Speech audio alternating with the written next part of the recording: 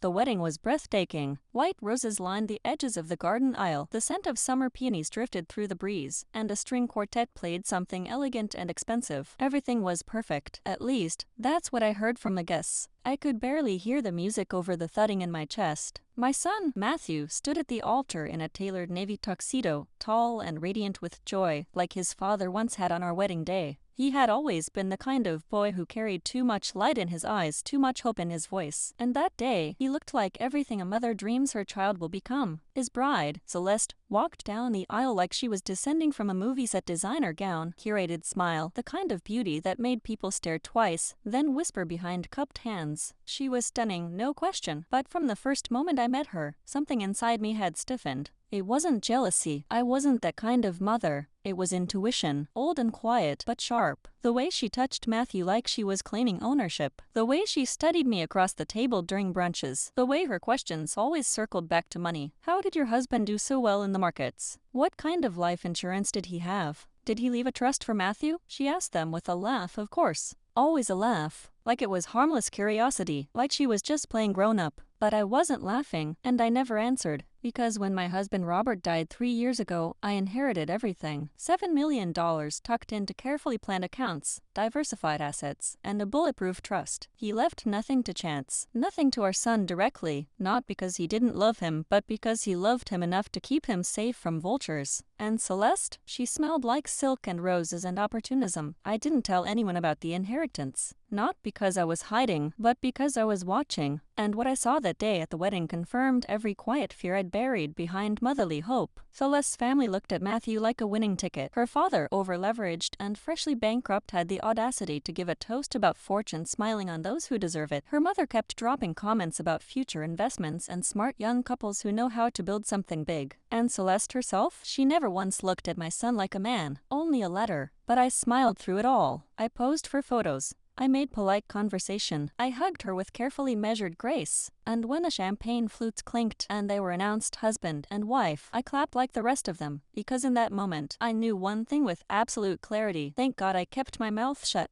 Because what they didn't know, what none of them even suspected, was that I had already set the chessboard long before the first RSVP was mailed. My silence wasn't cowardice. It was strategy. They thought they were marrying into a fortune, but I had no intention of handing over a dime, not until I knew the truth about her. And I had a feeling that truth wouldn't take long to show itself. The first cracks didn't appear loudly. They never do. It started with a thank you note, or rather, the absence of one. I had gifted them a classic Tudor-style desk for their new home, something Robert and I had picked out together on a trip to Edinburgh, a piece that had stood in his study for 20 years. It had history, warmth, memory. I'd had it professionally restored and delivered as a wedding gift. Not a word, not a text, not even an acknowledgement from Celeste. When I finally asked Matthew, he blinked and said, "Oh, I think she sent an email." There was none. Then it was the weekly visits. They stopped coming around. The invitations dried up. At first, it was the typical settling in as newlywed excuse, but then it became scheduling conflicts, new couple friends, networking brunches, always vague, always slightly too polite to challenge. Matthew seemed happy enough on the surface, but when he did call, I could hear something in his voice, faint, stressed, filtered, and then the money questions returned, not from Celeste this time, from her mother. It was a Sunday. I was at the grocery store, and I ran into her in the wine aisle. Her smile was as thin as the heels she teetered on. "Margaret," she said, drawing out my name like it had perfume in it. "How are things? I hear you've been keeping busy since the wedding." "Airy," I answered, still managing the trust and helping with the charity board. She tilted her head. "Ah yes, Robert's legacy. He was such a savvy investor. I suppose you've been careful about dispersing things?" I didn't smile. "There hasn't been a need for any dispersing." She nodded too quickly, her eyes darting toward the shelves. "Of course. I just assumed with the kids settling in it might be time for, you know, generational gifting. Help them get ahead while they're young." I said nothing, just looked at her until she picked up a bottle she didn't even glance at and scurried off like she'd said too much, which she had. That was the moment I stopped observing quietly, because what had begun as a niece was now active maneuvering. And I knew, deep in my bones, that something was coming, something planned, something designed not just to extract, but to entitle. Celeste didn't want to be part of our family. She wanted to absorb it, take the name, take the house, take the narrative, and eventually take the inheritance. But I had a contingency.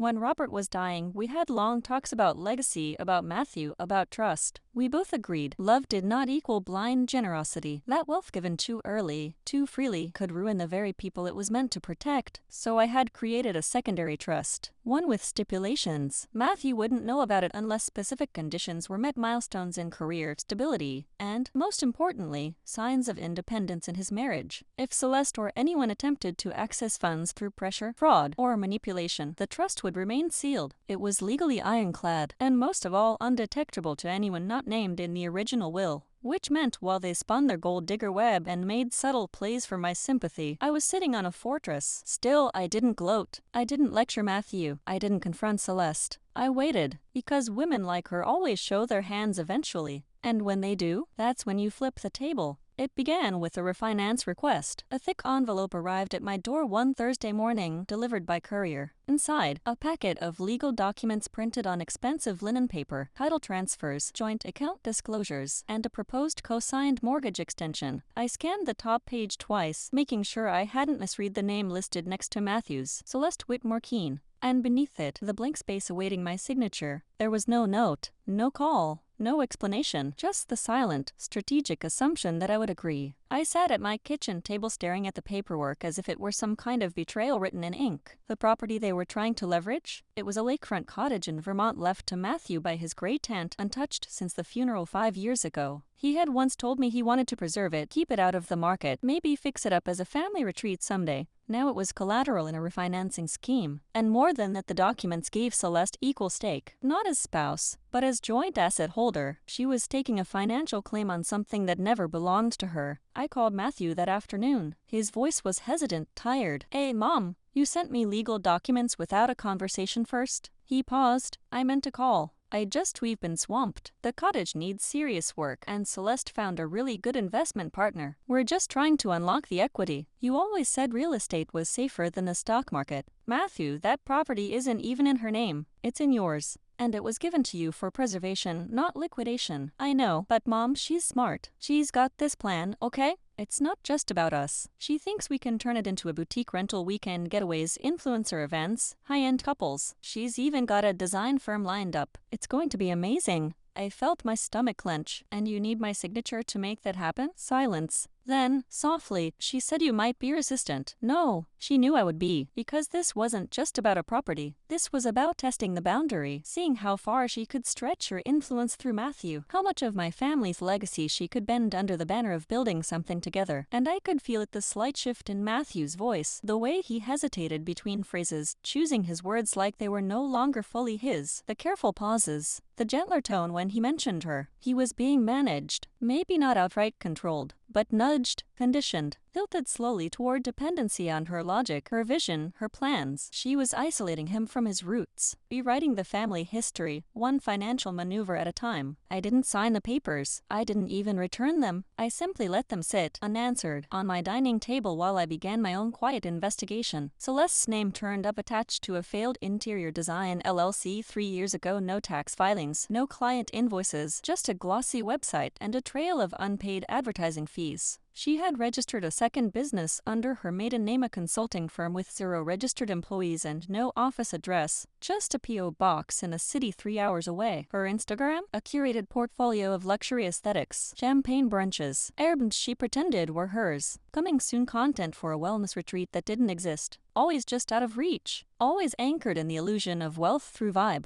And she was trying to use Matthew's name, my name, to turn that illusion into cash. I said nothing to him. Instead, I went to my attorney, reviewed the language of Robert's trust, and adjusted the contingency clause to add another layer. If Matthew's marital partner was found to be exploiting or misrepresenting family assets for gain, the entire inheritance could be held in suspension indefinitely. I wasn't punishing my son. I was protecting him from the woman trying to wrap him in silk and squeeze until there was nothing left. 2 weeks later, Celeste invited me to lunch. Her tone was overly warm. Her text had too many exclamation points. "We should connect. Just us girls, 2 hearts need your wisdom." So much happening, clinking. I accepted, because I already knew this wasn't a gesture of goodwill. It was a probe. She wanted to gauge how much I suspected, how malleable I might be. We met at a bistro in the Arts District, her choice, naturally. all white linen and gold-rimmed water glasses. She arrived late, kissed the air beside my cheek, and ordered a $1.28 salad she barely touched. "I'm so glad we could do this," she said, voice sugar sweet. "Matthew's been working so hard. I think he's a little burnt out. You know men that carry everything until they break." I smiled without smiling. "Yes, and some women like that. Keeps them pliable." Her eyes flickered, just for a moment. "Of course, I'm not like that," she said quickly. "I really believe in partnership,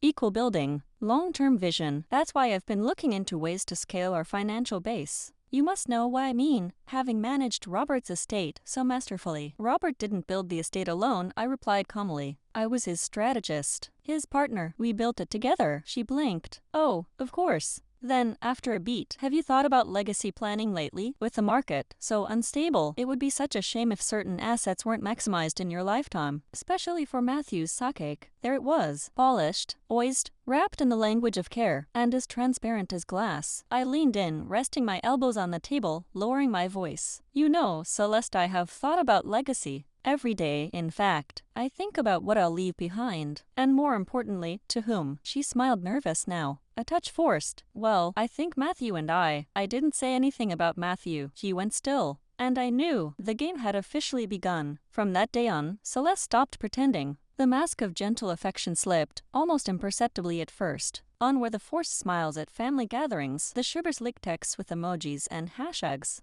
Instead, I began receiving calculated requests delivered through Matthew. "She's working so hard, Mom," he said one evening over dinner, swirling his fork through a plate of untouched pasta. "She just needs a little momentum to get her ideas off the ground. You know how hard it is to get access to funding when you're a first-time female entrepreneur." I looked at him quietly, watching the language roll off his tongue like it had been rehearsed. Not his words, hers. "And what kind of funding is she looking for?" I asked. "Just a small amount to get the branding finalized," he replied, avoiding my gaze. "Like 30, maybe 40,000. She's already found a marketing firm and a micro-influencer package. It's a great strategy." She showed me the pitch deck, really professional. "Did it include any financial projections?" He hesitated. "Not yet, but the website's gorgeous." That night, I went home and opened my private files. Inside were detailed reports I'd commissioned through a third-party investigator 6 weeks earlier, background checks, credit pulls, social media analysis, and business verification. What I found wasn't surprising, but it was sobering. Celeste's last 5 business ventures had all failed within 18 months. 3 left behind unpaid taxes. 1 had involved a lawsuit from a former investor who claimed she fabricated client testimonials. Another ended when she ghosted her own team. There was no pattern of growth, no learning curve, just a polished cycle of reinvention and escape. And now she was lining up her next financial donor. But this time, she picked the wrong matriarch. I scheduled a meeting with my trust attorney and updated the estate once again. This time, I added a full forensic clause. Any beneficiary attempting to access funds through deception, coercion, or manipulation would be automatically disinherited pending review by the trust's independent counsel. And more than that, any beneficiary married to such a person would be placed in temporary suspension until a formal investigation proved their non-involvement. It was subtle, ironclad, invisible to anyone without the clearance to review trust clauses, which Celeste didn't have. But the noose was quietly tightening. Still, she didn't let up. The next maneuver came through charm. She invited me to a girls' weekend at a spa resort 2 hours outside the city, her treat. She said, "Just us, no agendas." I declined. She insisted. I declined again.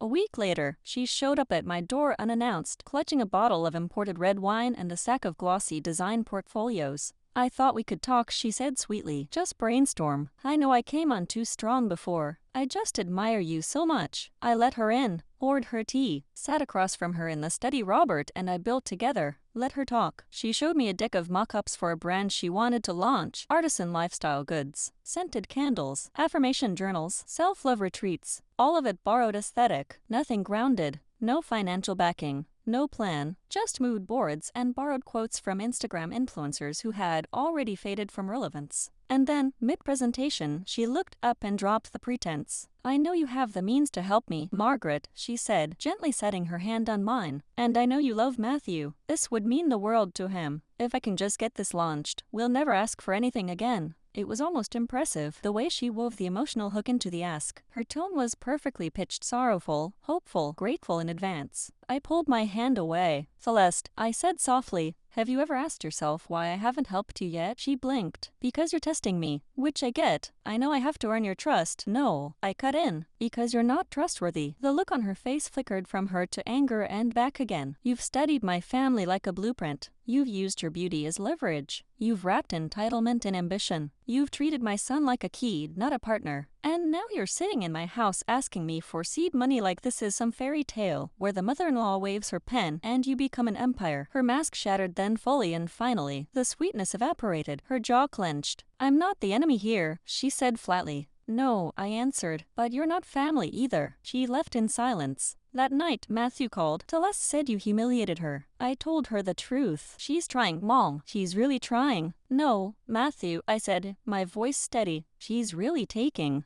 And you're too deep inside the illusion to see it. There was a long pause, the kind only disappointment can stretch. I don't want to be in the middle of this, he whispered. You're not, I said. You're standing beside her. Then I hung up, and I cried, not because I was afraid of losing him, but because I already had. But even in that moment, I knew I would not save my son with tears. I would not beg or plead or try to love him out of delusion. I would do what Robert and I had always done when storms came. I would hold the line and wait, because people like Celeste always push too far, and when they do I would be ready. 3 weeks after our last conversation, a letter from a private financial firm arrived at my door. It wasn't addressed to me directly, but the return address caught my attention. Harrison and Maynard Wealth Advising, a boutique firm I knew dealt almost exclusively with high net worth estate transitions. The kind of firm Robert and I had carefully avoided in our planning because they specialized in blended generational solutions, a fancy way of saying redistribute your fortune to your children and their spouses while you're still alive. Inside was a draft portfolio. It outlined a joint wealth strategy designed for Matthew and Celeste, with projections based on anticipated family assets and intergenerational gift assumptions. My name was listed in bold under primary silent party. The summary even referenced a planned liquid transfer of $2M within the next fiscal year. I sat very still. This was no longer manipulation through charm or suggestion. Celeste had begun building financial documentation around money she had no access to, no right to, and no knowledge of. And she was doing it under the assumption that I'd either die soon or cave. That same week, I noticed a shift in Matthew's demeanor. The few times we spoke, he was guarded, his voice tight with frustration. He made pointed remarks about the future, about aging, about wealth, about how hard it is to plan when everything's so secretive. He had no idea what he was parroting. He was quoting her. One evening, he stopped by and announced, "No Celeste, just him." He stood in the entryway of the house he grew up in, and something in his posture had changed. He wasn't the boy who used to sneak down for midnight cereal, or the man who once cried over our old dog's ashes in the garden. He was corporate, measured, like someone who'd sat through a bad legal seminar on managing up. "I need to ask you something," he said after an awkward silence. "Do you have plans to distribute Dad's estate soon?" "No." He nodded stiffly. "Celeste and I are planning long-term. Kids, eventually. A business. There's pressure, and it just feels like it's time." I looked at him for a long moment. "Time for what?" "For you to consider starting the transition." I walked to the sideboard, poured myself water, sipped slowly. "Matthew, do you even know how much your father left?" He shifted. "Well, Celeste says." "Stop." I turned to face him. "That's the problem. Celeste says.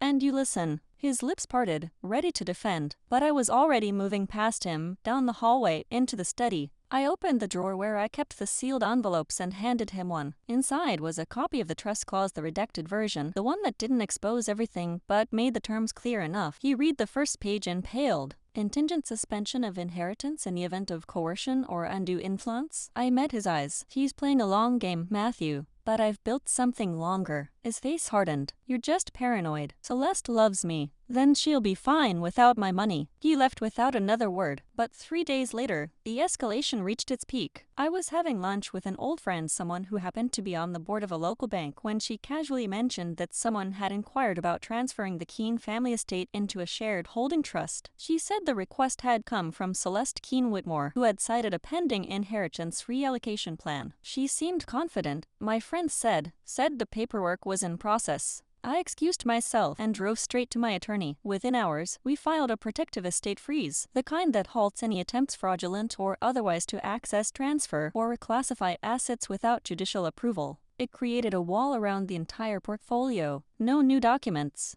No speculative filings. No asset movement. I locked it down. Then I met with a digital investigator and began pulling metadata from Celeste devices. Screenshots from public platforms were already enough. In private Pinterest boards, she had mapped out her dream home, investment portfolio strategy, and early retirement by 40. All of it tied to aesthetic mood boards captioned with lines like "when the old money finally moves" and "manifesting his mom's estate." I printed every file. Because the war she started wasn't just about ambition anymore. It was fraud. And now, I had everything I needed to bring it crashing down. I didn't sleep the night after the estate freeze. Not out of fear, not anymore, but from the sheer weight of precision, because when you decide to take down someone who's built their entire world on image, you don't get to rush. You don't storm the gates. You loosen each brick until the whole thing collapses under its own deception. I spent the next 5 days building my foundation. First, I contacted the bank's compliance officer and provided them with a formal affidavit listing every detail of Celeste's recent behavior, including unauthorized attempts to reference and claim estate assets. I attached screenshots of her social posts, false filings, and a forensic financial timeline showing how her entrepreneurial ventures consistently followed the same pattern: create the illusion, secure the funding, disappear. Second, I compiled a full packet for my legal team, everything from recorded phone calls to a transcript of her recent attempt to rebrand herself as an elite generational wealth strategist. Yes, she had given interviews, public ones, describing her supposed role in elevating her husband's family legacy through financial innovation. She mentioned my name. She said my mother-in-law has old money, but no vision. I'm bringing modern equity to the table. It was there, on video, a smug smile,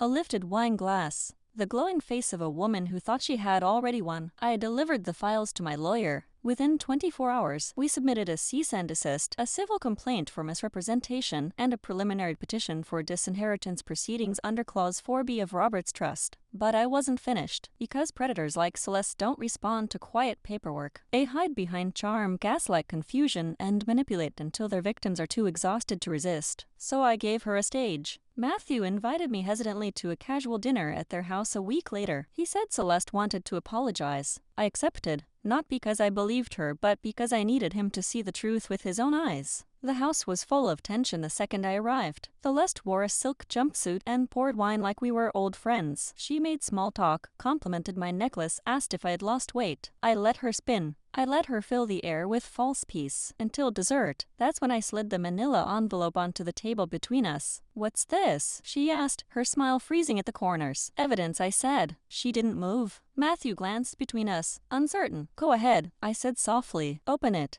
Inside were the screenshots, the bank filings, the recorded phone call she'd made to a real estate agent about flipping her in-law's Vermont cottage once the paperwork went through, and the transcript from the interview she gave under her brand pseudonym. As she read, her face drained of color. This is out of context," she said finally. "No," I replied. "This is the context, the full one. And if you'd like, I can have it submitted to a judge as part of the disinheritance proceedings. But I thought it might be better if you saw it first." Matthew's voice cracked. "What is she talking about?" Celeste stood up. "She's lying. She hates me. She always has. She's manipulating everything." "I haven't manipulated a thing," I said, calm and precise. "You have. You've tried to take property, redirect funds, impersonate a stakeholder, and build a fraudulent public profile on wealth that doesn't belong to you. And now, you'll pay for it." Celeste lunged toward the papers, trying to tear them in half. Matthew caught her wrist. He didn't say a word, just looked at her, and then he looked at me. The spell broke. It was the first time I'd seen his eyes clear in months. "Did you do all this?" he asked her. She said nothing. "Celeste," he said again, more firmly. "Did you?" And then she turned on him. "If you weren't such a mama's boy, we wouldn't even be in this mess." Silence fell. That was all he needed. That night, I left without another word. 2 days later, Matthew showed up on my porch. "Alone. I've filed for separation," he said. His voice was hollow. "I don't know what else to do, but I can't unsee it now." I wrapped my arms around him, not as a victor, not as someone who won, but as a mother who had been holding back an ocean of grief, and I whispered the words he had needed all along. "You don't need to do anything except heal." But inside, I already knew the reckoning wasn't over. The final blow hadn't landed. Not yet. I didn't rush the fall. I designed it because women like Celeste, polished on the outside, hollow within, don't break all at once. They unravel in stages. First, the exposure. Then, the loss of access. And finally, the death of the illusion they worked so hard to sell. She moved out 3 days after the dinner, quietly. No public meltdown, no tears, just silence and a black SUV idling in their driveway, while two expensive-looking movers carried out designer suitcases and a wardrobe full of clothes that had been purchased with someone else's dreams. She left behind her wedding ring, a shelf of self-help books, and a man she thought she could shape into a wallet. What she didn't know is that the moment she walked out the door, I was already laying the final tracks for her descent. The cease and desist letter was the beginning. It was followed by a formal fraud claim with the financial board, triggered by her repeated attempts to file under my estate's name. I forwarded all documents to the IRS, flagging her failed LLCs and the shady deductions made under her fake consulting firm. And I wasn't so I signed every letter with my full name, Margaret E. Keene. Within a week, her accounts were frozen pending investigation. 2 weeks later, her social media empire, small but heavily curated, went offline. The platforms didn't tell her why, but I did. Through my legal firm, I served her with a public image misuse injunction, citing unauthorized use of family assets and misrepresentation of inheritance claims in influencer materials. The moment she posted about her upcoming legacy project, she breached federal law, because legacy, in legal terms, wasn't hers to claim. By week 3, the firm she once pitched as elite legacy strategists had removed her from their affiliate list. A quiet call to their compliance officer, accompanied by copies of her fraudulent filings and media quotes, was all it took. The charade was crumbling, and she knew it. I received an email from her on a rainy Thursday evening. Short, no greeting. You've made your point. He left you everything. Fine. But you didn't need to ruin my life. I didn't respond, not because I didn't have words, but because she didn't deserve any more of mine. Instead, I turned to Matthew. He'd been living in the guest house for weeks, processing everything. Every few nights, we'd have dinner. Talk softly, avoid the minefield that still surrounded his heart. But one evening, as he set the table and I ladled soup, he looked up and said, "I think she picked me because she thought I came with a key. Not just to your money but to the whole world she wanted." I nodded. "And you didn't give her a key. You were the key." His shoulders sagged. Why didn't I see it? Because love makes us hope louder than we listen. I paused, then added, "But survival makes us listen louder than we trust." He blinked, slowly. "I don't think I've survived yet." "You will," I said. "Because you're not her prey anymore. You're your own man now." Later that night, I logged into the family trust's dashboard and made a decision I'd been delaying for months. I opened Robert's primary fund and transferred $500,000 into a new account in Matthew's name only, sealed with an independence clause that protected it from outside claims. It wasn't just a gesture, it was an invitation. Rebuild on your terms. No strings, no expectations, just a clean start. And Celeste? She didn't disappear quietly. Her name hit the local business headlines a month later. Social entrepreneur accused of fabricating financial ties to wealth estate. Her new venture collapsed before launch. Her remaining business partner, an old college friend, filed suit for misrepresentation and breach of ethics. Her credit lines evaporated. Her parents cut her off to avoid further scandal. And every door she tried to knock on next stayed locked. Because reputations built on lies don't survive exposure. They crumble the moment they meet someone who refuses to stay silent. I filed the last document on a crisp Tuesday morning.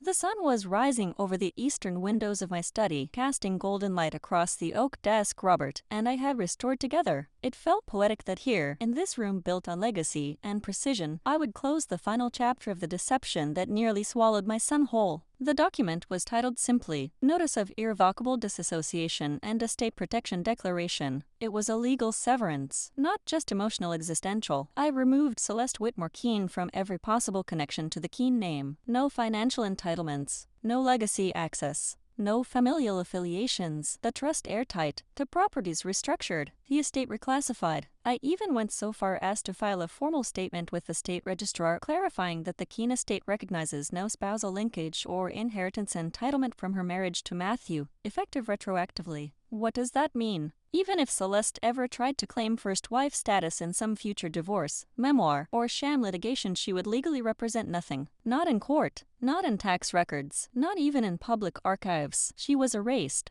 And it was the kindest thing I ever did for her. Because the truth is, Celeste wasn't just greedy. She was built on fear. Fear of scarcity, of irrelevance, of aging out of beauty before she had leveraged it into something permanent. She had weaponized femininity because she never learned how to build strength without charm. And that was her tragedy. But it would not be ours. I spent the next months not restoring what she had damaged, but reimagining what could never be touched again. Matthew moved into a small craftsman house on the edge of town, started volunteering at a legal aid clinic. He and I spoke weekly. No pressure, no intrusion, just the quiet rebuilding of trust between a mother and son who had both been burned, but not broken. And me, I launched the Keene Foundation for Ethical Succession. It started as a modest initiative legal workshops for women over 60 on how to safeguard estates from exploitation. But it grew fast. Word of mouth, testimonials, lawyers who wanted to volunteer, wealth managers who had seen too many silent tragedies among older clients manipulated by younger, prettier vultures in silk gloves. I gave interviews, not tabloid exposés, but truthful warnings. I told my story not as a bitter matriarch, but as a strategist who saw a threat and chose to dismantle it before it bloomed into ruin. I became a quiet guardian, and with each woman who came forward, I felt something deeper than revenge, reclamation. Because Celeste thought my silence was weakness. She thought my restraint was permission. She thought being polite meant being pliable. But what she didn't understand was this. Some women don't scream when they're hunted. They wait, they calculate, and then they teach you why you should have never underestimated them. And by the time the world finally caught up to Celeste's lies, I was no longer even in the same story. I had moved on, up, beyond. I drank my morning coffee with both hands wrapped around the mug. I walked the same garden Robert once tended. I smiled not because it was over, but because I ended it on my terms, forever. There's a kind of silence that comes after justice is served, not the silence of emptiness, but of completion. The sharp edge is dull, the air lightens,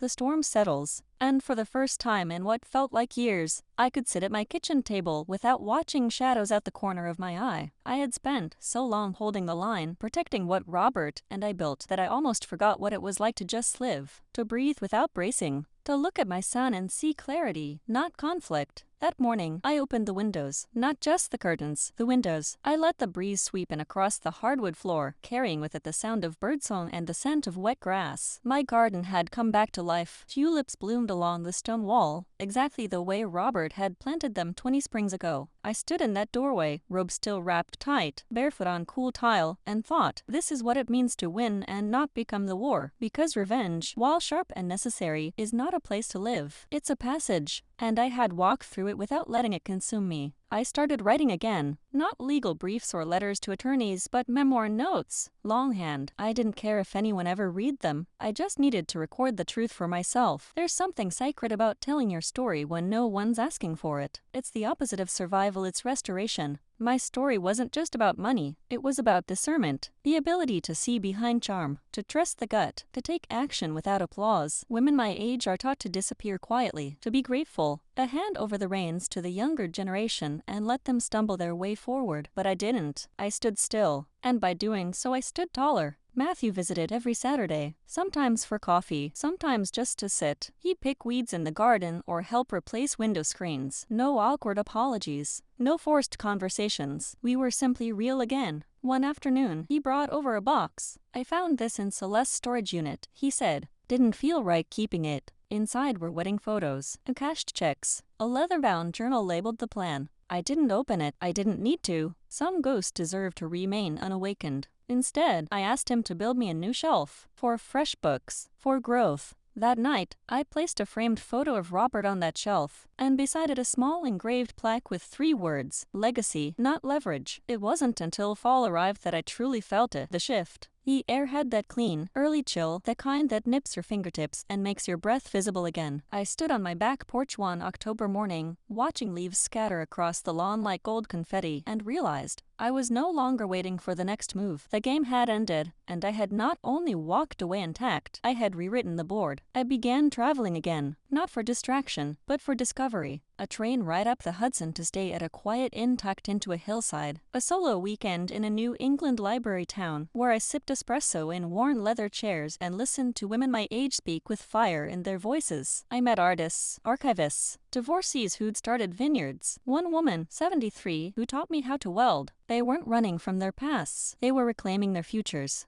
And I knew I belonged among them now. At home, I transformed the study into a private salon, not in the French sense, not all velvet and wine, but in the intellectual sense. A place for women to gather and talk, off the record, about everything society wants us to keep quiet. Family betrayal, financial manipulation, hidden abuse, the corrosive effects of silence. It started with 4 women, grew to 10. By winter, I had to install a second row of chairs. One evening, as I closed out a session, a woman lingered behind. She was mid-50s, quiet, poised. She placed her hand gently on mine and said, "Your story gave me the courage to confront my daughter's husband. He was forging her signature to drain her accounts. She never would have believed me if I hadn't told her what you lived through." I squeezed her hand. No lecture, no pride, just solidarity. Because that was the real inheritance I wanted to leave behind. Not money, not homes, but wakefulness. Awareness that power doesn't always roar. Sometimes it whispers, lands, waits, and then stands up, composed and unswerving. Months passed. The name Celeste stopped ringing in my ears. She had moved on or vanished. I didn't track her. I didn't care. Not because I'd forgotten her, but because she no longer had the power to alter anything in my life. Even Matthew, now dating a kind, quiet woman who worked in public health, never brought up his ex-wife. Not out of shame, I think, but because when a lie unravels so completely, all that remains is the truth, and that truth doesn't require retelling. It simply exists. One snowy evening, as we sat by the fireplace in comfortable silence, he turned to me and asked, "Do you ever regret not telling me about the inheritance sooner?" I thought for a long moment, then shook my head. "No," I said, "because if I had she would have taken everything. But I might have. You might have hated me for not giving her a chance." He nodded. "Yeah, you're right."